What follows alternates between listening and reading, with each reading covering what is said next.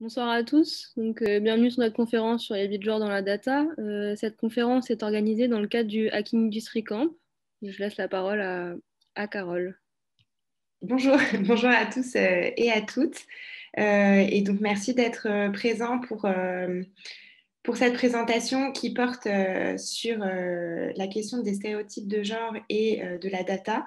Donc, l'objet de cette présentation est de questionner d'une manière plus large nos systèmes de représentation et la façon dont ces systèmes de représentation sont relayés par les données que l'on génère et que l'on traite, sujet qui est propre à vous intéresser toutes et tous aujourd'hui par vos formations et peut-être vos métiers et les choses qui vous concernent, qui vous occupent.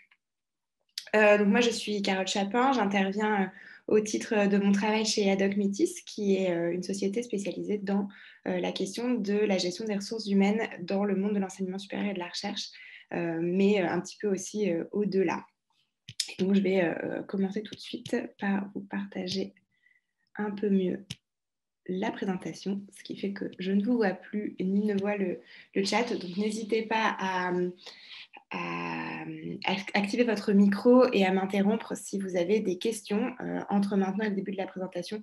Sinon, je ne vous verrai pas, mais à la fin de la présentation, on prévoira aussi du temps pour un échange. Donc, vous pouvez aussi conserver vos questions pour la suite si vous le souhaitez.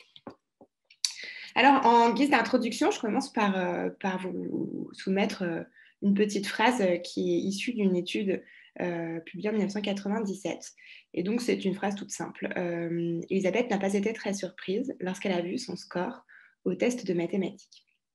Si on soumet cette phrase à des lecteurs et des lectrices, quel que soit leur genre, et que l'on s'intéresse à la première image qu'ils ont eue en tête, on a une majorité de lecteurs et de lectrices qui automatiquement pensent que le score en question était un faible score. Ce qui est donc un réflexe qui n'est pas fondé sur une réalité, puisque aujourd'hui, à l'époque, dans cette étude qui ne se situe pas dans le contexte français, mais ce sont des données qui sont similaires un peu partout dans le monde, aujourd'hui, on sait que les résultats en mathématiques des femmes et des hommes sont similaires, voire un peu meilleurs depuis quelques années, si on prend les résultats, par exemple, des baccalauréats pour les femmes. Et pourtant, on a ce réflexe de penser. Et donc, pourquoi je vous soumets cela? C'est pas pour rentrer dans le détail de l'étude, mais c'est parce que c'est l'exemple typique de ce qu'est un biais inconscient. C'est-à-dire un mécanisme de réflexe, de pensée, qui est vite déconstruit quand on se met à raisonner et à se fonder sur de la donnée objective, mais le réflexe est là, et donc ce mécanisme-là, il fonctionne grâce ou à cause de l'existence de stéréotypes qui sont des stéréotypes ancrés dans nos systèmes de représentation. Donc un petit élément de définition, ce qu'on appelle un stéréotype, c'est une croyance positive ou négative entretenue au sujet des caractéristiques d'un membre d'un groupe, donc ici par exemple les femmes, impliquant une généralisation touchant un groupe de personnes et les différenciant des autres. Donc là, c'est un stéréotype, en l'occurrence négatif, hein, si on parle du fait que, par exemple, les femmes seraient moins bonnes en mathématiques. Mais on pourrait aussi dire les femmes sont plus aptes à faire preuve d'empathie, de bienveillance, etc. Ça serait une croyance positive, mais qui n'en serait pas moins un stéréotype. Les stéréotypes présentent la problématique d'être simplificateurs, puisqu'ils ont cette dimension généralisante. Donc ça, c'est une chose qu'on peut contrer en activant un réflexe de raison. Mais ce qui est plus problématique, c'est quand les stéréotypes impliquent une résistance au changement, même quand des informations les contredisent. Alors, je profite de ce moment parce que la présentation est relativement courte, donc je vais assez vite sur les éléments de définition, mais pour apporter un élément de définition de sexisme. Donc, qu'est-ce que le sexisme? C'est une attitude discriminatoire basée sur le sexe ou sur l'adhésion à des croyances discriminatoires basées sur le critère du sexe. Donc, typiquement, quand on pense que la compétence des femmes, des hommes ou d'une catégorie est moins bonne sur ce critère et non pas sur les critères raisonnables que l'on peut avoir d'informations sur les caractéristiques de cet individu. Et donc, le sexisme s'appuie en partie sur les stéréotypes de genre, c'est-à-dire les croyances concernant les caractéristiques généralement associées aux femmes et aux hommes. Alors, pourquoi commencer par cette introduction? Parce que donc, ces croyances qui sont partagées à propos des groupes sociaux, des groupes ethniques, des groupes culturels, etc., produisent des grilles de lecture du monde qui sont des réflexes relativement courants, enfin qui sont courants, auxquels tout le monde est soumis. Là, on a parlé de stéréotypes de genre, donc entre les femmes et les hommes. Cela ne signifie pas que, par exemple, les femmes n'ont pas de stéréotypes sur les femmes et inversement. Cette grille de lecture, elle est relativement partagée et conduit à des implications, voire à des malentendus. La question qui va être compliquée, c'est les moments où on va commencer à se dire, mais oui, mais alors, ces stéréotypes, s'ils existent, c'est parce qu'il y a une forme de réalité, une forme de correspondance aux stéréotypes. Et donc, on a à se poser un petit peu les questions de ce que les stéréotypes impliquent en termes de comportement vis-à-vis, enfin, de comportement qu'on a nous-mêmes ou de comportement qu'on a vis-à-vis des autres. Donc, j'ai envie ici de vous partager des informations qui ne sont pas les miennes, mais qui sont celles qui ont été présentées lors d'une conférence par Catherine Tinus-Blanc en 2014. Alors, je vais tout de suite partager un petit extrait vidéo. Il me semble que cela vous parlera puisqu'il s'agit d'une conférence qui portait sur le lien entre la représentation des femmes dans le monde des sciences et des technologies. Une conférence qui s'est tenue à l'Université de Poitiers. Donc, je vous partage tout de suite cette vidéo. Ou plutôt cet extrait vidéo. Une idée qui est encore très répandue dans notre société, peut-être pas parmi vous, parce que vous êtes du personnel académique, mais je dirais dans la société tout venant, eh bien, c'est que les filles, les femmes, ne seraient pas faites pour des raisons de structure de leur cerveau ou de goût, d'aspiration, ne seraient pas faites pour les mathématiques et plus généralement pour des disciplines scientifiques et techniques, ingénierie, physique, etc. Alors, ces stéréotypes sociaux, eh bien, ils induisent ce que Claude Steele, un chercheur américain, a appelé la menace du stéréotype, donc qui a été également évoqué par Jean-Claude Croiset. Donc, il se définit comme correspondant à une baisse de performance des individus lorsqu'ils peuvent craindre de confirmer à leurs propres yeux ou aux yeux d'autrui un stéréotype négatif qui va cibler leur groupe d'appartenance. Je m'explique. Je dois passer un concours ou un test de mathématiques très difficile. Je suis une femme. Je connais le stéréotype. Les femmes sont pas bonnes en maths. Mais, et là, peut-être on est en désaccord avec Jean-Claude, c'est que je peux très bien ne pas accepter ce stéréotype et dire, mais non, mais ça, je n'y crois pas. Et on verra après que c'est possible, que ça arrive. Il va donc y avoir une peur de confirmer ce stéréotype. Et cette peur, ce qui est intéressant, c'est qu'elle a été montrée au niveau expérimental du comportement, on va avoir des exemples, mais également par des études en imagerie cérébrale fonctionnelle. Donc, quand il y a un niveau de convergence, quand il y a une convergence de plusieurs niveaux, eh bien, bon, les résultats deviennent quand même véritablement solides. Qu'est-ce qui va se passer à ce moment-là? Bon, cette peur, elle peut être plus ou moins consciente. Si elle est consciente, il va y avoir des pensées interférentes. Moi, je vais me planter, ça va pas aller. Et puis également une diminution de ce qu'on appelle la capacité de la mémoire de travail. C'est cette mémoire à court terme qui va nous permettre de résoudre une tâche difficile. Et donc, il va y avoir une diminution des performances. D'où différence entre, je dirais, compétences qu'on est capable de faire et ce que l'on produit réellement dans un certain contexte. Là, jusqu'à présent, il n'y a rien de révolutionnaire. On sait très bien que quand on est stressé, on ne donne pas le meilleur de soi-même. Ce qui est intéressant, c'est qu'il y a des travaux qui montrent, justement par des moyens très, je dirais, il ne s'agit pas de moyens coûteux, d'appareillage compliqué, mais qui montre que cet effet délétère de la menace du stéréotype peut être levé de façon extrêmement simple et subtile dans des situations expérimentales. Donc l'étude principe, c'était celle de Spencer, Queen et Steele, donc Steele qui a lancé cette hypothèse de menace du stéréotype. Donc une expérience qui a été faite chez des étudiants à l'université de Stanford qui suivaient un cursus de mathématiques de haut niveau. Il y a des tests de mathématiques très difficiles, des tests standardisés, et l'un des groupes était dans la situation standard, habituelle, c'est-à-dire, bon, vous allez avoir... Et pour l'autre groupe, que l'on appelle conditions falsification, on disait simplement, on n'observe pas de différence de performance entre les garçons et les filles. Donc, vous voyez, c'est pas très coûteux, une petite phrase comme ça. Les résultats, ils parlent d'eux-mêmes. En situation standard, les garçons sont meilleurs. Lorsqu'on parle il n'y a pas de différence. À ce moment-là, d'ailleurs, on remarque que les performances des garçons baissent. Cette augmentation en situation standard s'appelle stéréotype lift, c'est-à-dire une espèce de regain des garçons. Et les filles, ce qui est intéressant, c'est qu'en situation standard, on n'a pas dit qu'elles étaient moins bonnes, on leur a rien dit.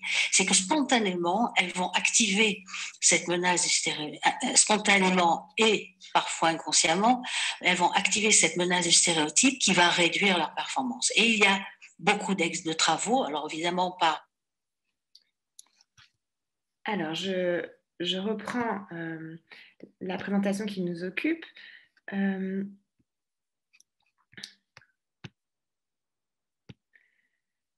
Alors, pourquoi je vous présente cela? L'idée, c'est pas de forcément revenir sur ces sujets, mais c'est de déjà insister en début de présentation, puisqu'après on va parler de la question des data et de leur traitement, sur le risque qui est représenté par le fait de véhiculer des stéréotypes. Donc, ce qu'on disait avant, c'est des croyances effectivement partagées à un plus ou moins grand niveau. Ce qui est problématique, c'est à partir du moment où on véhicule le stéréotype et que s'active donc ce phénomène de menace des stéréotypes qui vient de vous être présenté en regardant cette vidéo, on peut prendre le risque de finalement le confirmer.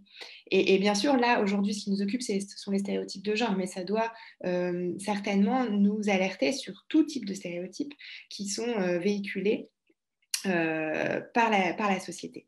Alors, j'en viens donc à cette réflexion, donc ce qu'on appelle la dimension prescriptive du stéréotype, c'est-à-dire à partir du moment où on commence à avoir des croyances qui sont des généralisations trop partagées, le risque que cela devienne prescriptif et un peu autoréalisateur. Alors, ça va nous amener à réfléchir, par exemple, à la question de la place, en l'occurrence ici des femmes, dans certains types de métiers, certains types de fonctions. Donc, si je prends quelques repères historiques, je vais aller vite, mais on voit que la mixité dans l'éducation, en France, c'est le cas dans d'autres pays aussi, elle est relativement récente. On a l'enseignement pour les filles, par exemple, qui datent seulement de 1867, primaire puis secondaire public et laïque. Je parle d'enseignement obligatoire, bien entendu. Dans les années 60, vraiment l'entrée dans la loi de la nécessité de mixité dans les lycées, par exemple. Et puis, plus tard, des décrets d'application pour instaurer la mixité à tous les degrés d'enseignement. Encore plus tard, dans les années 2000, une réflexion, non pas seulement sur la mixité, mais sur la question de la discrimination, des inégalités. C'est-à-dire ne pas se poser seulement la question d'avoir de la mixité, mais aussi de faire en sorte que ces stéréotypes ne soient pas véhiculés, par exemple, à l'école. Et puis, pour d'autres choses qui peuvent nous occuper particulièrement des métiers qui vous intéressent, si on regarde le cas des concours de grandes écoles, et en particulier des écoles d'ingénieurs, on voit que les écoles des mines, des ponts se sont ouvertes aux femmes dans les concours d'admission dans les années 70. École polytechnique, excusez-moi pour la faute d'orthographe, qui n'était pas le S à Polytechnique, donc qui ouvre en 1972, l'école de l'aviation civile en 1973. Ce qui nous fait qu'on a une progression relativement lente des femmes diplômées d'écoles d'ingénieurs, 20% environ au début des années 1990, 28,5% en 2017, donc une très petite proportion. Et donc, forcément, on peut se dire que si on a moins de diplômés de ce type d'école, on va avoir moins de présence de femmes aux métiers qui sont liés à ce type de formation. En particulier, ici, ce qui va nous occuper, ce sont les métiers liés à la data, à l'informatique, à l'intelligence artificielle, mais il y a plein d'autres métiers dans lesquels les questions se vérifient. Alors, donc, qu'est-ce qui va se passer? C'est que cette présence, qui est historiquement une proportion relativement faible, a des conséquences sur le bassin de recrutement, mais aussi sur les représentations. C'est-à-dire que du coup, si on se pose la question de se penser à un ingénieur ou une ingénieure, si vous prenez quelqu'un qui est né dans les années 90 ou avant, qui en tout cas a eu ces systèmes de représentation, cette personne va avoir une représentation fondée sur une généralisation de ce qu'il ou elle a pu observer dans son entourage et dans les modèles qui sont présentés, les prises de parole des différents acteurs et actrices publiques, et donc vont plutôt se représenter un homme, par exemple. Et donc, voilà, ça va créer plusieurs facteurs d'influence qui vont faire que là, je vous présente une étude de Claudia Peus présentée en 2011 sur les postes dits de leadership, postes à responsabilité, de direction, etc.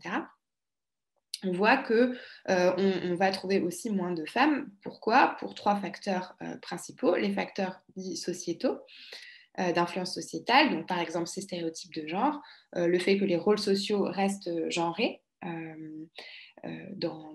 Si on prend les statistiques INSEE, par exemple en France, on sait que les femmes à 70% prennent les charges familiales à leur compte. Donc voilà, on est sur ce type de problématiques.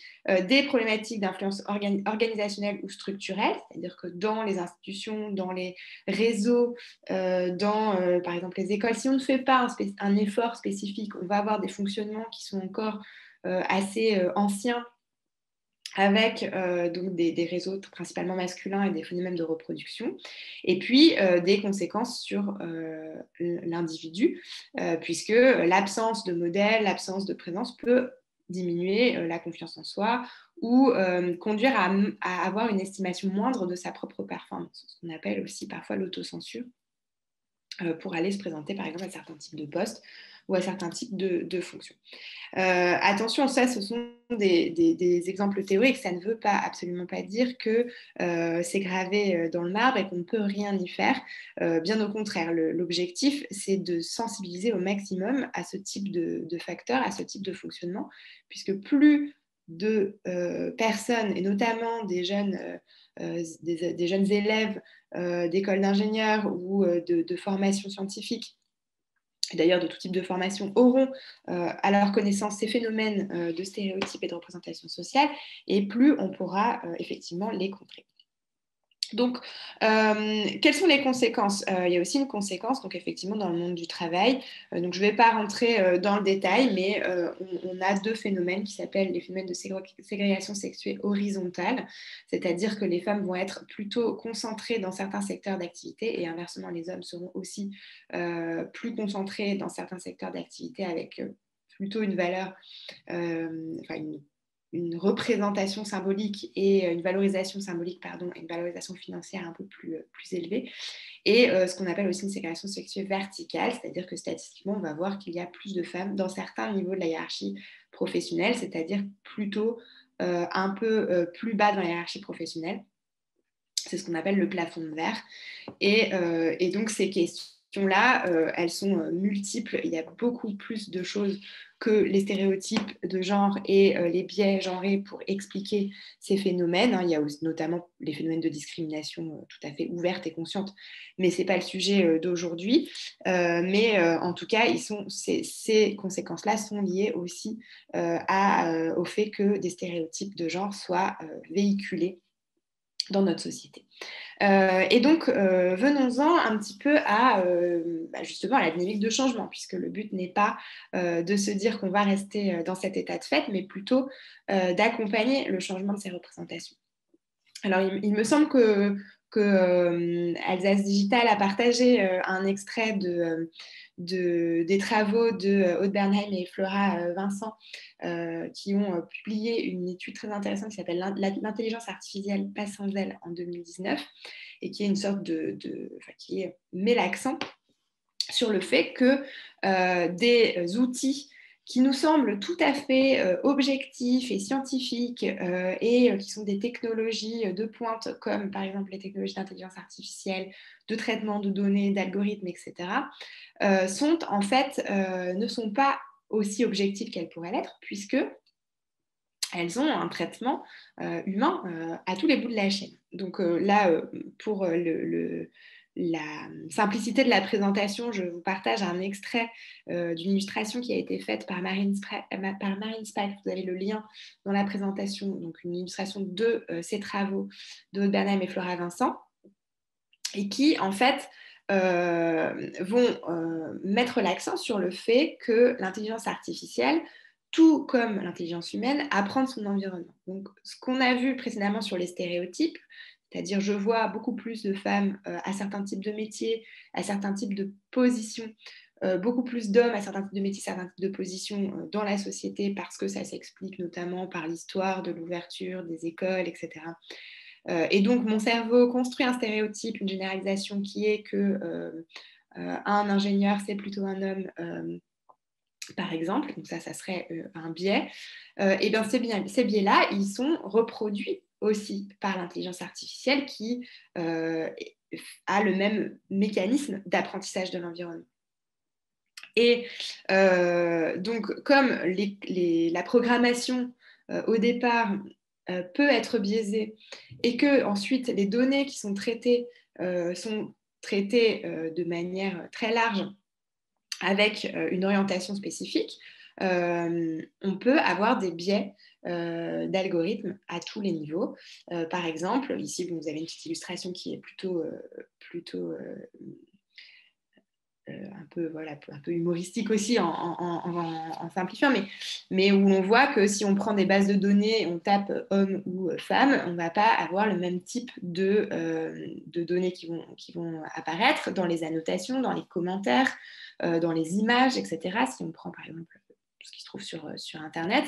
Et donc, avec la définition de l'objectif du programme, si ce biais n'est pas pris en compte, le traitement de la data va reproduire en fait le stéréotype et les biais qui sont déjà présents dans l'existant. Et donc, ce qui va être compliqué, c'est que, comme on l'a vu dans la vidéo précédente de Catherine Tinus-Blanc, si c'est une personne, un individu qui utilise le stéréotype comme aide à la décision, de manière consciente ou inconsciente, cela va avoir une conséquence sur le fait que la représentation va être de nouveau véhiculée.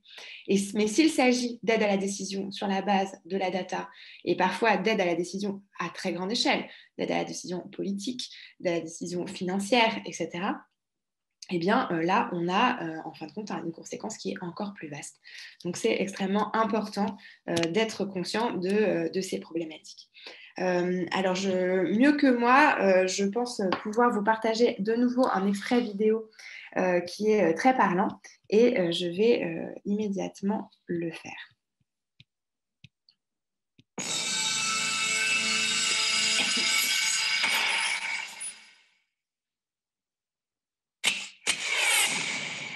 À trop construire le futur sur le passé, on finit par oublier le présent. Bonjour. Algorithme.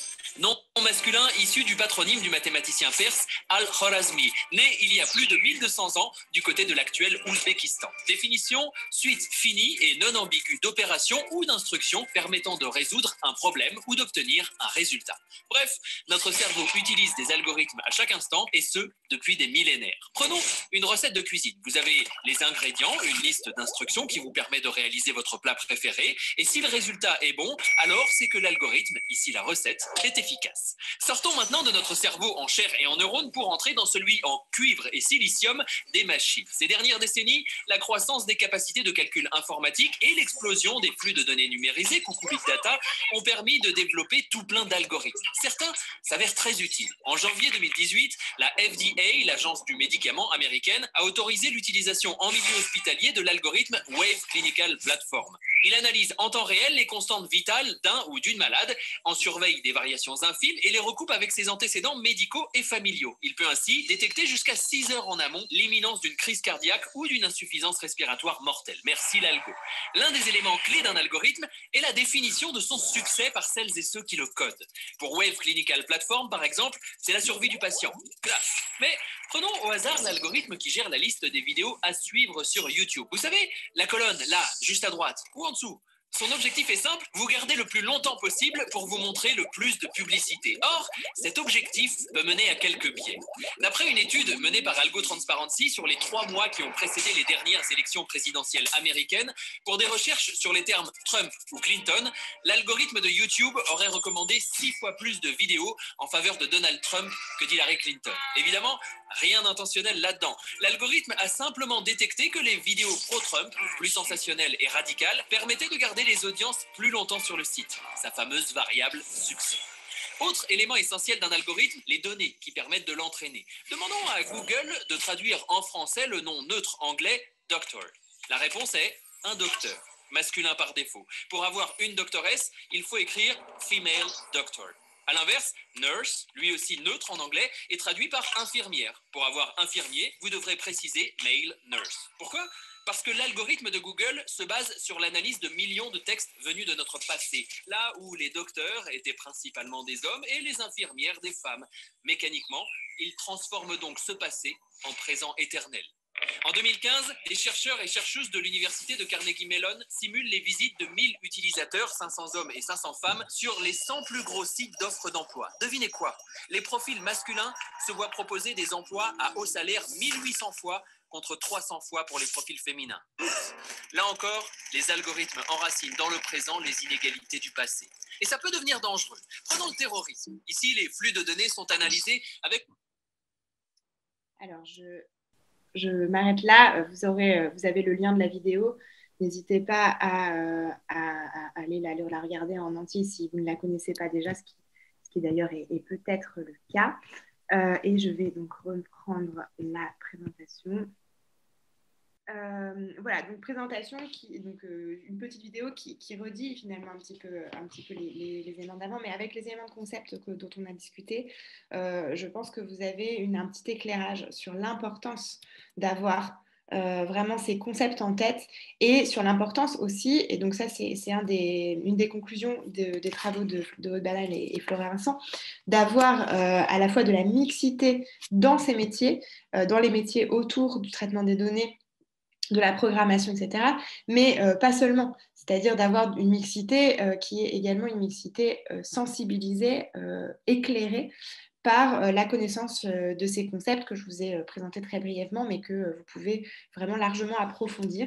Et de la même façon, hein, vous avez vu, je vous ai laissé exprès la partie sur les élections, donc les avant-dernières élections présidentielles aux États-Unis, parce que c'est cette question des stéréotypes ou des biais au sein des algorithmes, au sein de l'intelligence artificielle, elle dépasse la question des stéréotypes de genre.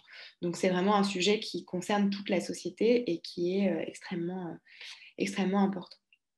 Donc en conclusion, avant de passer peut-être à une séance un petit peu d'échange avec vous, à bien noter que voilà, il est important de se rappeler que la mixité ne signifie pas exactement la même chose que l'égalité. Donc effectivement, c'est pas parce qu'on rend plus mixte certains milieux, certaines professions, certains emplois, qu'on détruit automatiquement des stéréotypes ou des biais qui viennent du passé. Et donc il est important d'avoir ces notions d'égalité en tête. De la même manière, l'égalité de droit, qui est une réalité, heureusement, aujourd'hui en France, pour l'accès, par exemple, à l'emploi, l'égalité des salaires, etc., n'est pas la même chose que l'égalité réelle, qui, elle aussi, se construit quand on a conscience que, malgré notre bonne volonté, on peut se laisser influencer par des systèmes de représentation qui sont biaisés. Et donc, voilà, ces questions de mixité, de parité et d'égalité doivent être bien claires parce qu'ils n'ont pas forcément les mêmes questions. Donc, en conclusion, peut-être quelles sont les solutions, ce qu'on peut retirer de tout ça, c'est qu'il est nécessaire au niveau sociétal de vraiment lutter contre les stéréotypes, le sexisme, de comprendre quelles sont les explications sociales de certains phénomènes et de faire preuve de prudence face aux généralisations. Ça, c'est au niveau individuel ou personnel, mais bien entendu aussi quand on est à l'origine, par exemple, de chercher de programmer quelque chose, de traiter des données. Les données ne sont pas objectives. Les données, elles sont aussi biaisés que le sont les personnes qui les traitent. Donc la connaissance de cette existence de biais, elle nous permet justement d'aller vers l'objectivité que l'on recherche. Bien sûr, au niveau des organisations, on peut aussi faire très attention en travaillant par exemple sur l'égalité au travail, dans les procédures, etc. Donc ça, c'est la dimension un petit peu de pilotage qui est fait par les données ou avant le traitement des données. Et puis, bien sûr, au niveau des situations personnelles plus individuelles, faire attention aussi aux modèles que l'on véhicule. Et donc, et ça, c'est plutôt au niveau un peu plus personnel. Mais je tenais quand même à terminer là-dessus, puisque la plupart des personnes qui m'écoutent aujourd'hui, je crois, ont aussi à se poser ces questions d'un point de vue personnel, de leur orientation, des choix professionnels à faire, etc. Et donc, c'est important, au-delà des datas, d'avoir une sensibilisation individuelle. Si vous souhaitez aller plus loin, il existe un outil très intéressant qui a été développé dans le cadre d'une étude de l'université d'Harvard et d'un consortium de chercheurs qui s'appelle l'étude implicite et qui permet de travailler sur les biais grâce à une méthode informatique qui est la méthode des associations implicites et qui permet donc en ligne de faire des tests pour savoir si on a soi-même des biais de genre ou autre sur certains sujets. Donc si ça vous intéresse, je vous encourage à aller regarder le site de cette étude implicite et éventuellement à faire vous-même les tests, puisque chaque personne qui fait le test apporte aussi du complément à l'étude en partageant ses données. Donc c'est assez intéressant. Je vous remercie de votre attention et j'espère qu'on va avoir un petit peu de temps pour quelques questions. Merci. Alors, n'hésitez pas à allumer votre micro pour poser des questions et peut-être votre vidéo si vous voulez, à ce moment-là, mais sans obligation aucune. Si vous êtes timide, les questions peuvent être posées sur le chat.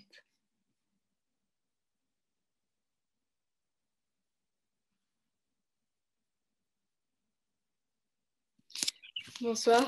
Alors, du coup, je m'appelle Anissa et d'abord, merci beaucoup pour votre présentation qui était très claire et très intéressante. Et du coup, moi, je suis en train de faire un mémoire sur cette thématique très précisément et du coup sur la discrimination par le biais des algorithmes au recrutement.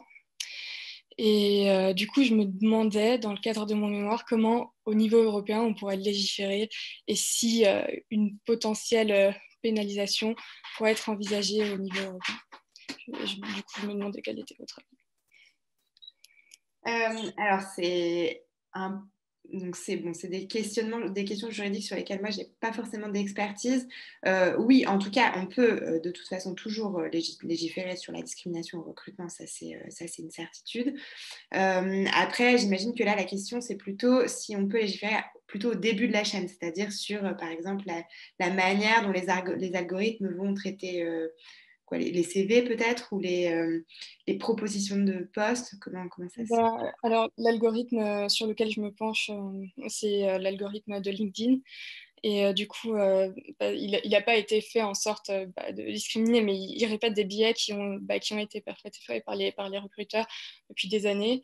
Et par exemple, il va prendre des caractéristiques qui sont plus présentes pour des raisons sociales, en fait, sur les profils des hommes que sur les profils des femmes. Ils vont comment dire, ils vont donner plus de crédit aux hommes par rapport à des caractéristiques qui ont un bonus et moins de crédit aux femmes par rapport à des caractéristiques qui ont un malus pour des postes notamment à responsabilité. Et du coup, je me demandais dans quel cadre il serait possible de légiférer pour une potentielle pénalisation quand des algorithmes on arriverait à faire à de telles situations et qu'ils ne corrigeraient pas ces situations. Dans un futur plus ou moins à moyen terme ou à long terme, parce que pour l'instant, c'est pas vraiment possible d'envisager une telle solution, alors qu'on vient à peine de prendre conscience de ces biais implicites dans les algorithmes, quoi. À mon avis, c'est possible. En tout cas, ce qui est possible, les dynamiques européennes, elles sont plutôt des dynamiques d'incitation, c'est-à-dire avec vraiment des volontés d'inciter, par exemple, les établissements publics ou les entreprises à aller vers davantage d'égalité. Et donc, des choses qui se font beaucoup, par exemple, c'est de délivrer des labels, label égalité professionnelle, label égalité diversité, etc. Et généralement, on le fait grâce à des processus qualité, c'est-à-dire qu'on va demander à des entreprises de s'inscrire dans des dynamiques où elles vont d'abord faire une analyse de leur pratique, un diagnostic de leur pratique, et ensuite s'engager dans les 3 ans, par exemple, ou dans l'année à venir, ça dépend un peu des moyens, à améliorer ces pratiques en proposant des solutions concrètes.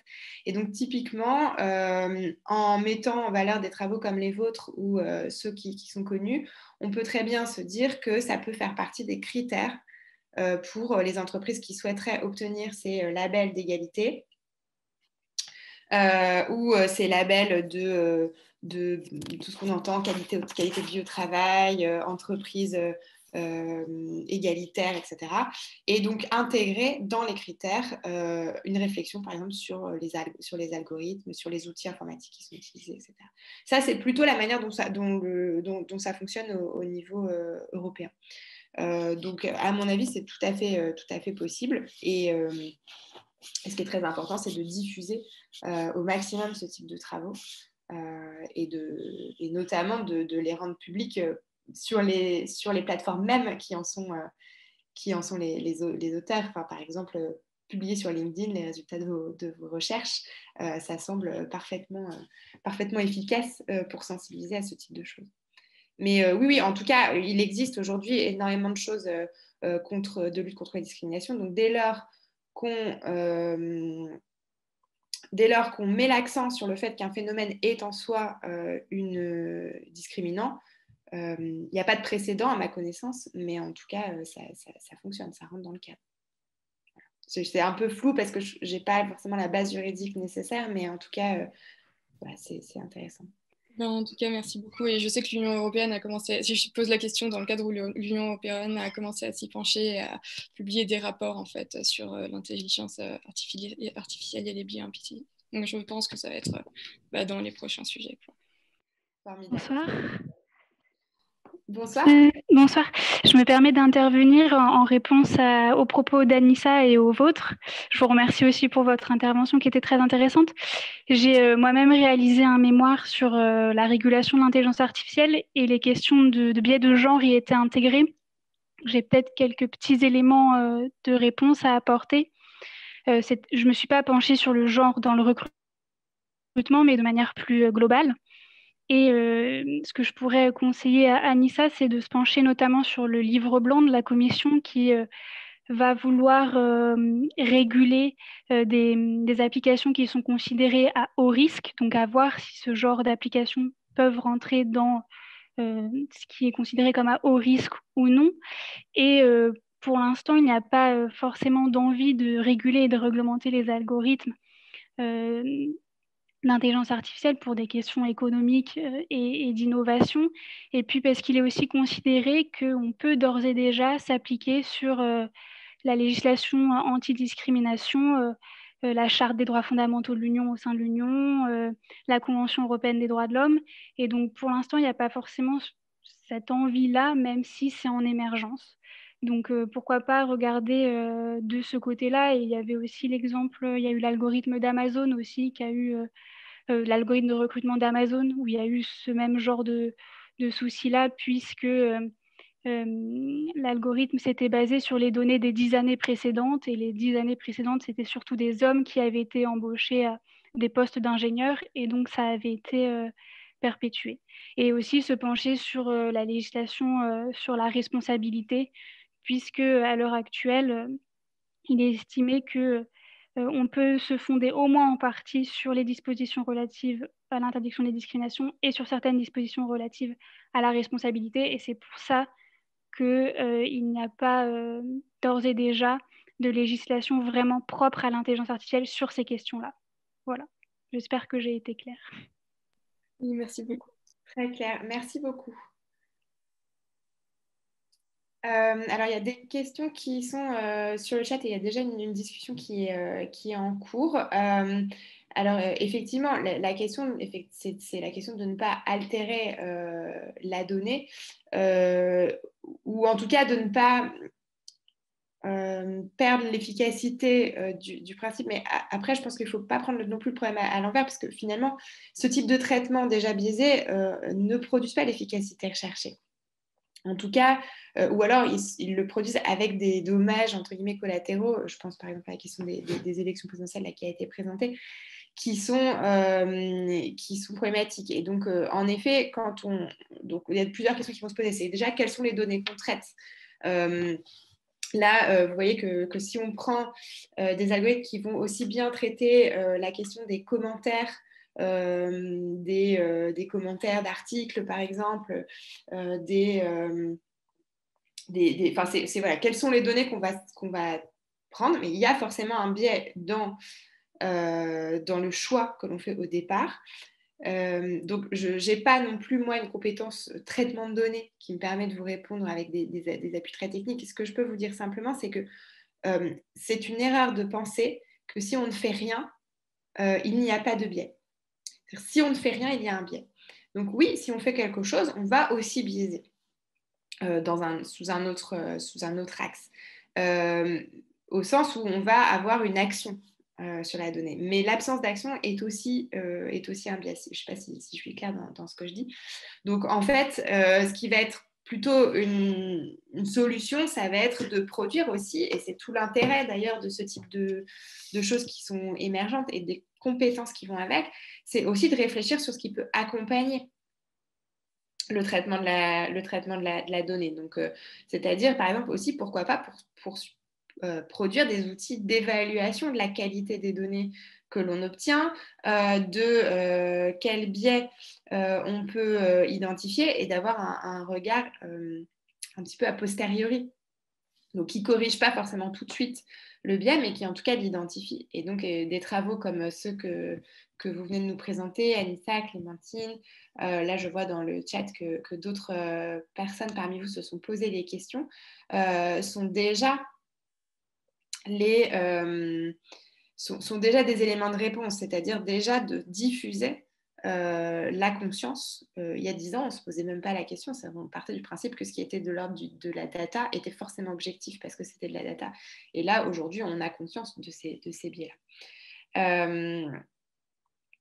Voilà, donc effectivement, non, je n'ai pas de réponse précisément, à part que effectivement, il faut avoir des travaux sur cette analyse.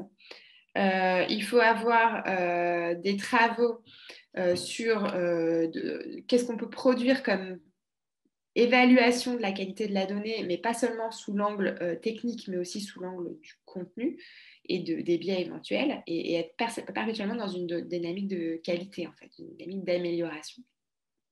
Et ensuite, je rebondis aussi sur un petit peu le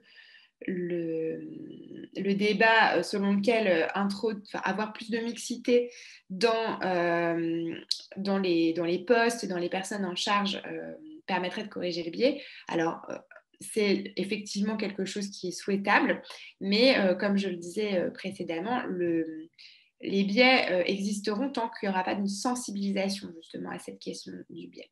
Donc voilà, il faut les deux en fait, plus davantage de mixité, mais aussi une formation à ces problématiques et une sensibilisation à ces problématiques.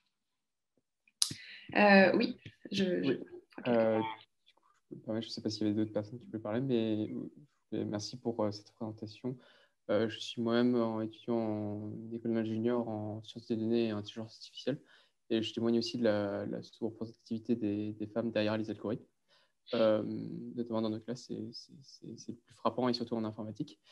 Je voulais savoir si vous avez des exemples. Alors, je suis venu un peu tard, peut-être que ça a été présenté par la suite. Est-ce que vous avez des exemples, justement, vous parlez de sensibilisation, de cours intégrés dans des cours d'IA et de data qui ont un axe assez suffisamment fort, et quelles sont, selon vous, les mesures qu'il faudrait prendre dans l'éducation pour que, justement, dans ces domaines-là, cette sensibilisation soit beaucoup plus intégrée?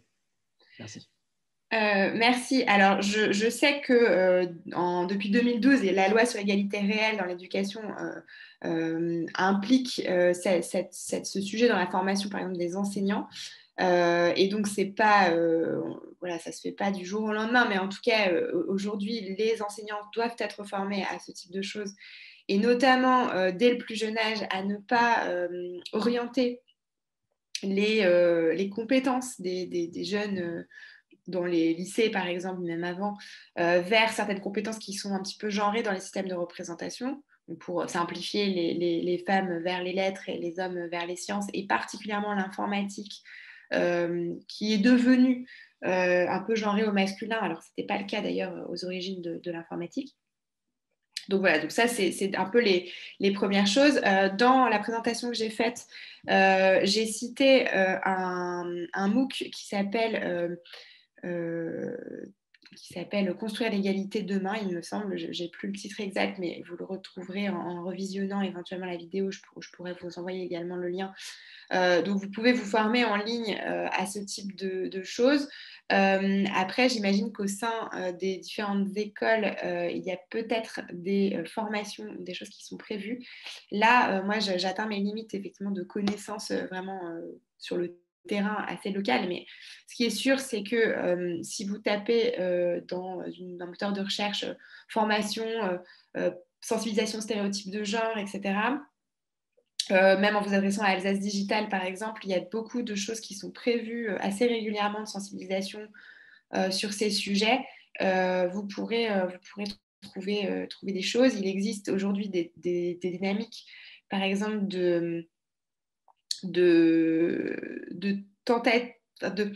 d'essayer d'apporter cette compétence data sur des postes qui le sont moins, et donc d'avoir des personnes qui ont été formées plutôt sur les sciences sociales, etc., aux data, enfin, c'est d'avoir le double de phénomène dans les deux sens. D'un côté, on formait plutôt les informaticiens, les data scientists, etc., aux problématiques plus sociales, de genre, etc., comme d'ailleurs c'est proposé là dans le chat, je vois que quelqu'un le mentionne. Et donc ça, c'est une dynamique, mais il y a aussi la dynamique inverse, c'est-à-dire d'aller chercher dans les cursus plus humanistes, enfin d'humanité, des formations voilà, au traitement des données, à la programmation, etc., même si ça prend bien sûr beaucoup de temps. Et du coup, ça rééquilibre un tout petit peu aussi, puisqu'on parle de formations qui sont d'un côté plus féminisées et de l'autre encore plus masculines.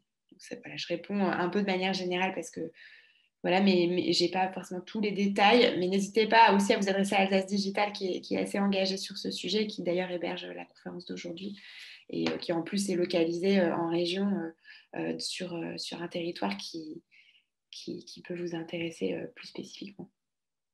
D'accord, et bien merci à toutes et à tous pour votre présence et pour les échanges. Et je suis très curieuse de lire vos différents travaux sur ces sujets. Donc, pensez bien à les diffuser quand ils seront terminés pour celles et ceux qui travaillent dessus. Au revoir.